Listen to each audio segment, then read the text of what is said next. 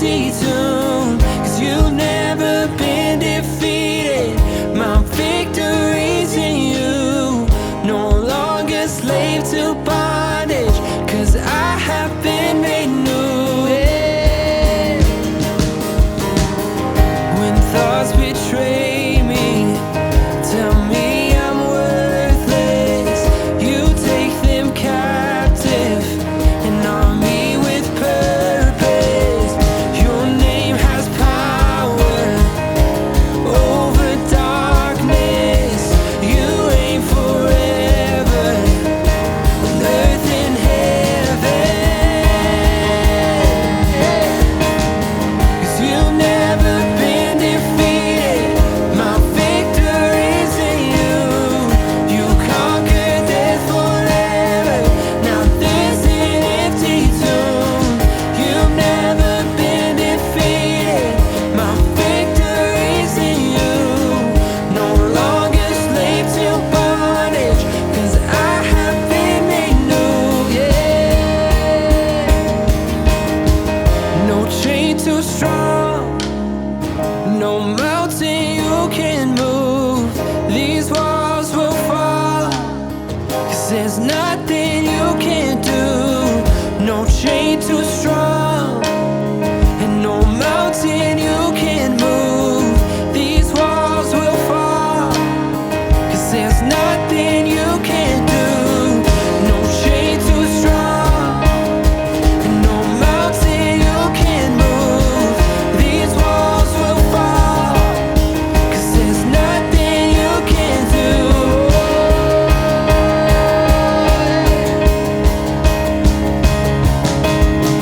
You've never been defeated.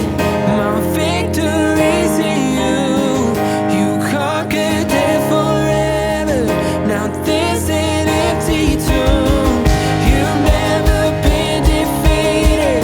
My victory's in you. No longer slave to bondage, 'cause I have been made new. You've never been defeated. My victory's in you.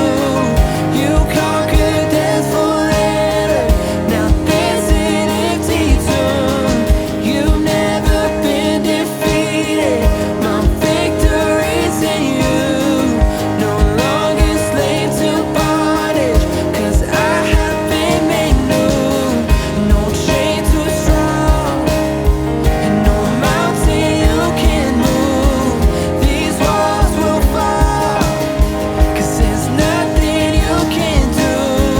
No chain too strong, and no mountain you can move. These walls will fall, 'cause there's nothing you can do. Oh Jesus, oh Lord,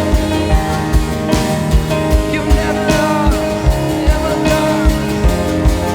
It's Jesus.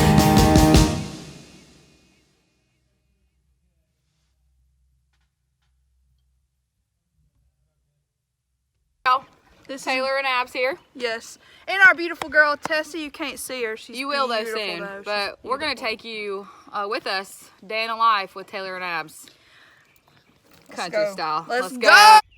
Listen, girl, listen.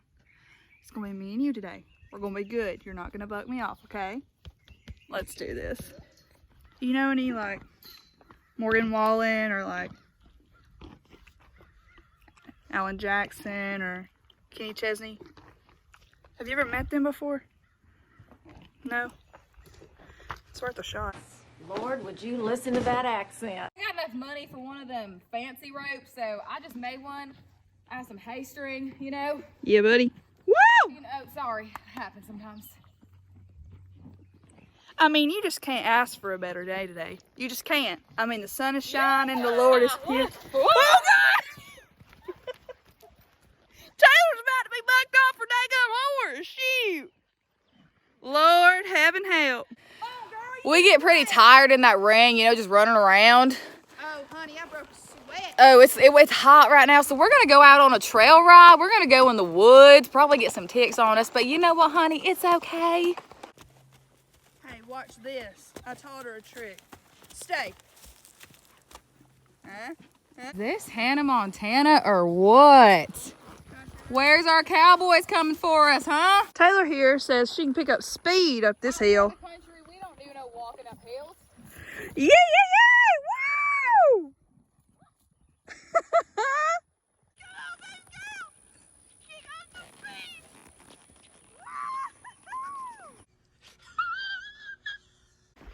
You know, on my ride out here, it just gets my... It's fine. She's just running. Oh, here she comes. Here she comes. This just happens sometimes, you know. Snow's got to be up front. She don't really like the whole being in the back type thing. We need to teach her humility. Yes, humility. Excuse me. Out here, we like to keep things a little spicy. Stop. I like to go over a little jump or two. You know, just whatever's in the way. Yay! Woo! That was so much fun! It was a good day, let me say. Hey, Abby, you going to that house church thing on Sundays? Is that where everybody like goes to each other's houses Yeah, now? they got that Because of like sweet tea. Corona and stuff. Yes, and they Yeah. got some good sweet tea and biscuits, and we just, you know, we hang out, watch church at each other's houses. I'm going. Are you going? Shoot, if you're going, I'm going. All right, I'm gonna be there. Hey, Sounds fun. Hey, you better find a house church. You better go on that DC app and find yourself a church at a house to be at with your friends. You know what I'm saying? And let me tell you something. If you don't have a car, we've been on horses all day. I can loan you a horse. We've got plenty of transportations. We got you. You better be at a house church this Sunday. Just saying. All right, well, Hannah Montana out! Taylor,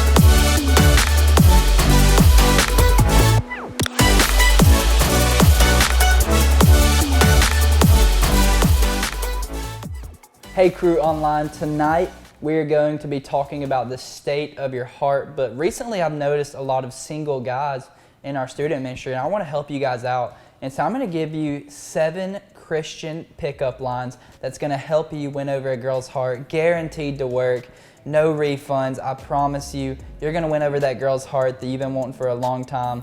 I love you guys. Let's get to it. If we were headed onto Noah's Ark, we would definitely be paired together. Oh, excuse me, ma'am. What are you doing for the rest of your afterlife?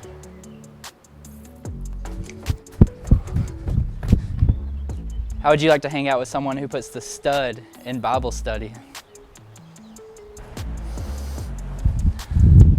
Now I know why Solomon had 700 wives, because he never met you. I was reading my Bible the other day and I was wondering if you knew what Paul meant by greet one another with a holy kiss. Hey girl, stop hanging out with trash and why don't you come to church with me? Your hair looks like a flock of goats descending from Gilead. I'm gonna give you guys a bonus pickup line. This is if you have a prop at home. Ready? Hey girl, need a lift?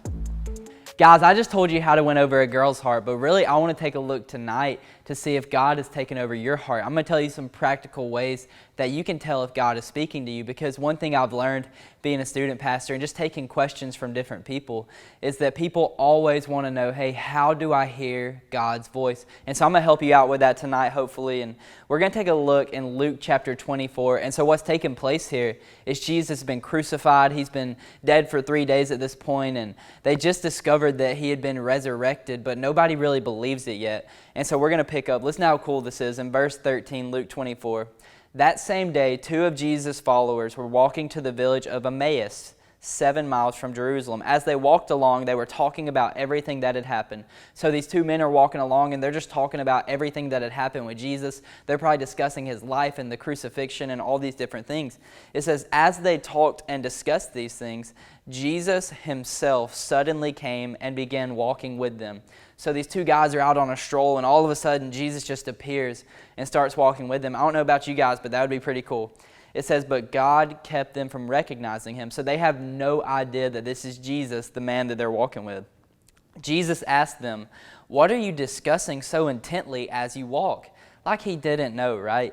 They stopped, short sadness written across their faces. Then one of them, Cleopas, replied, you must be the only person in Jerusalem who hasn't heard about all the things that have happened there the last few days. Listen to what Jesus says. I love this. What things? Jesus asked. Like Jesus just playing devil's advocate right now. I don't know if Jesus can play devil's advocate or if that's heresy, but he's just basically making these guys think.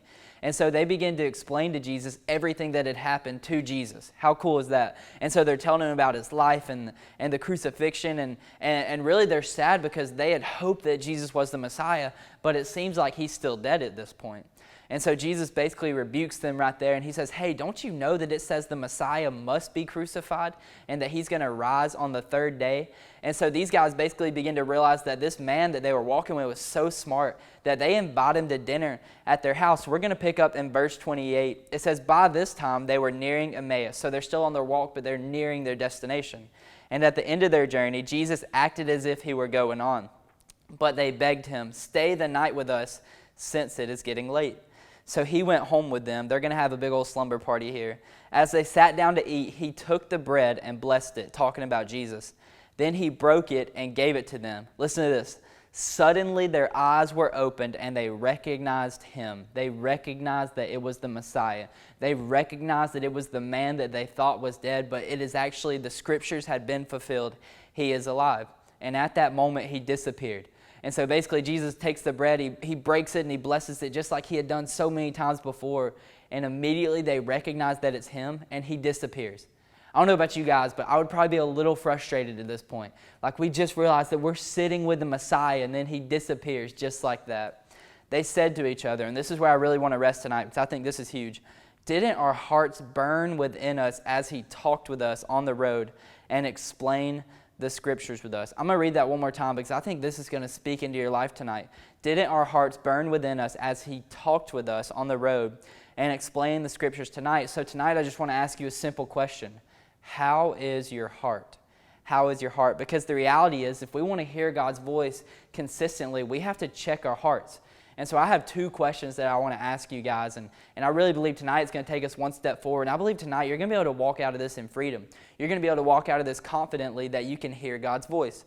And so question number one is, how hungry are you? Depending on when you're watching this video, you might be pretty hungry, right? You might be craving some Doritos or some Krispy Kreme or some Dutchess if you like to eat real donuts. But how hungry are you? And I'm not talking about physical hunger. I'm really talking about how hungry are you to hear God's voice? Ask yourself that. How hungry am I to hear God's voice in this moment? Because I think a lot of times we say we're hungry for something, right? God, I just want to hear your voice. God, I just want to experience you in worship. God, I just want to be able to pray to you and have a relationship with you. But hey, what practical steps are you taking to actually activate this hunger?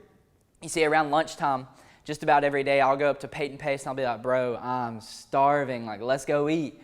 But then if I go back and work for another hour and then we go to lunch, I really wasn't hungry enough. Because here's what I'm learning about hunger is that hunger always activates motivation. And so if you're hungry to shed a few pounds, guess what? You're going to wake up at 5 a.m. and go to the gym. If you're hungry to become a rider, guess what? You're going to be riding every single day because hunger is going to activate motivation. You see, we live in a culture where people say they're hungry, but their actions really don't reflect it. And so here's my challenge to you guys tonight. If you would declare that you're hungry to know more of Jesus, hey, what steps are you taking to actually know more of Jesus? What steps are you taking to actually enter into a relationship with him? Because these two men, one of them, they were only given one of their names. His name was Cleopas, but you can tell they were hungry, right? They started explaining Jesus' life to Jesus. How cool is that? They were telling Jesus about Jesus. And so these guys were hungry for everyone to know about the Messiah because they even explained it to himself. And so that's true hunger. And so tonight, if you catch yourself as one of those people, and I think we're all like this in some aspect of life, if you catch yourself saying, man, I'm hungry, but then it's not followed by action, guess what? You have a chance tonight to change. You have a chance tonight to act on that hunger. Because here's the reality, and here's something that I'm learning throughout my very long life is that we're all hungry for something. Hey, you could be hungry for popularity. You could be hungry for likes on Instagram. You could be hungry to be TikTok famous. Or you could just be plain hungry. Like you could just crave a bag of blue Doritos right now because blue Doritos are so much better than red Doritos. And it's the same way in our spiritual walk. We can say we're hungry. We can say, God, I want to know you more. We can sing the songs like So Will I. But here's what we're learning is that we have to live these things out.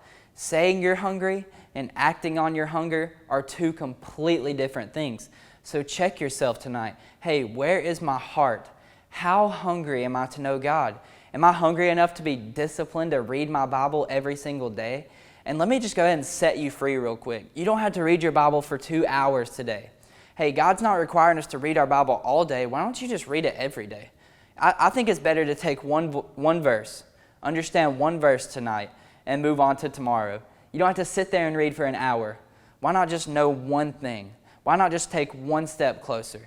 And so I believe that's going to help you guys tonight. But we say we're hungry, but acting on our hunger is actual motivation. And I think a lot of us deal with this in our friendships, right? We want our friends to come to Crew. But hey, how often are you inviting them? We want our friends to experience God.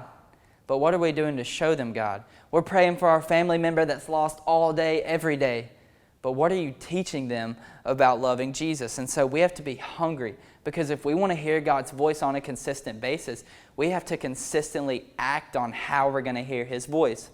And so point number 2 is this, is what is the condition of your heart? So how hungry are you, and what is the actual condition of your heart? Because being hungry is so important, but we have to have our hearts set on God. You want to know how to tell if God is speaking to you? Like I'll just make it simple for you guys tonight. Did you hear what they said? They said, didn't our hearts burn when He was speaking to us? And so if you want to know if God's speaking to you, hey, how is your heart burning? And I know that can seem like a weird, broad subject, like what does it mean for your heart to burn? Well, here's what I'm learning is what kind of passion is coming out of you? You see, your heart's burning for something, and it's really burning for whatever you're doing with your life. And so I go on these diet kicks where my heart is burning to lose weight, right? I'm learning to be fit for some reason because I want to try to keep up with Lizzie. But your heart is burning for something, and so sometimes I'll be doing keto. Sometimes I'll try intermittent fasting. Sometimes I'll try vegan. I'm just kidding. I could never do that. I'm not that disciplined. But what is your heart burning for? And they make it clear. When God speaks, our heart will be burning. I believe it means that we are just passionate.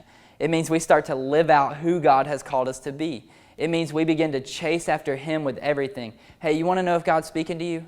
What are you doing with your time? What are you doing with what you believe He's saying to you?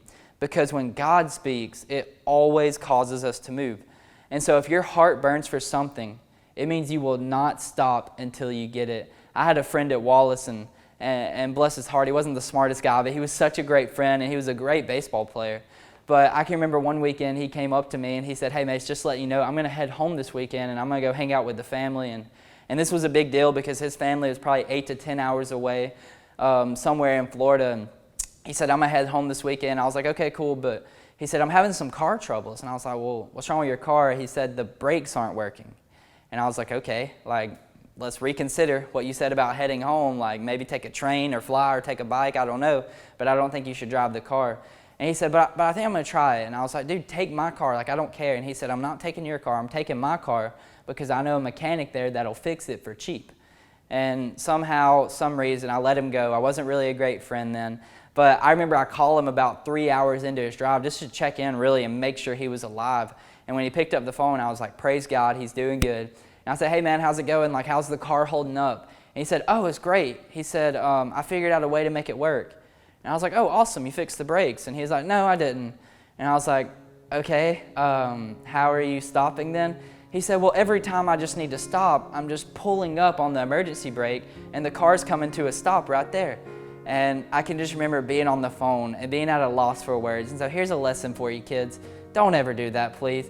But he said, I'm just pulling up on the emergency brake every time I need to stop. And so this guy's rolling up to a red light, and when he's getting there, he's yanking up on his emergency brake. Somehow, by the grace of God, he made it home. And it was actually funny, when he came back, he was in a completely different car, because guess what? He messed his car up. Wow, who would have known? But I tell you guys this story because this guy was hungry to get home. He said, you know what, I'm gonna do whatever it takes to get home.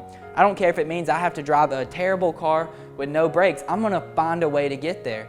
And why don't you move there in your spiritual life tonight? You know what, God, I haven't heard your voice in forever, but I'm not gonna stop until I get there.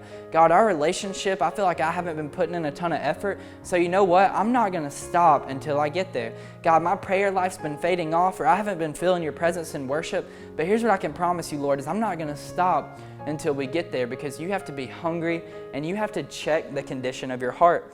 And so I tell you guys this because this guy was not only hungry, but his heart was burning to be home. And so I want to ask you a couple questions that you can tell if your heart is set on God.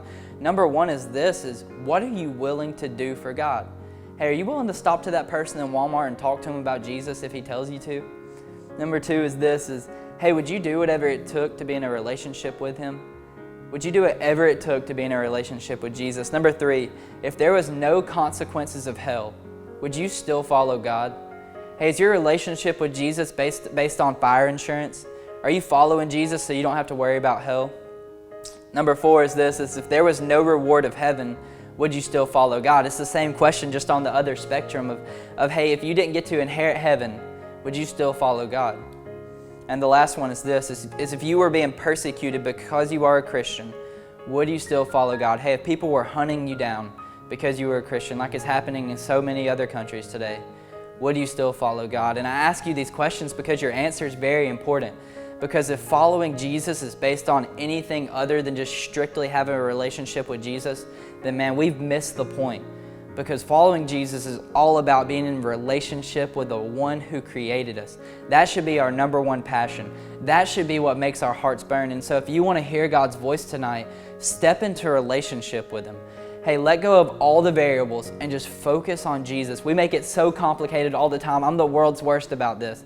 It's really quite simple. When you're in a relationship with someone, you talk to them, you do life with them, you spend time with them, you take time getting to know more of them. And so that is my challenge to you guys tonight, is set your heart on Jesus. It's the simplest thing in the world, but I promise you it's gonna make a big impact on your life. And so I'm gonna pray for you guys, and then we're gonna head into some community group and fun time. And so Jesus, we love you so much. God, we are thankful for what you are doing in our lives. Father, I pray that you would continue to move in our life. God, I pray that you would continue to restore us tonight, Lord. And I pray that you would teach us how to set our hearts on you, how to let our hearts burn for you, and Jesus, how to make us more like you, God. We go ahead and we give you all the glory for everything, God. And we pray that you would put an end to the coronavirus. In Jesus' name, amen. Let's go.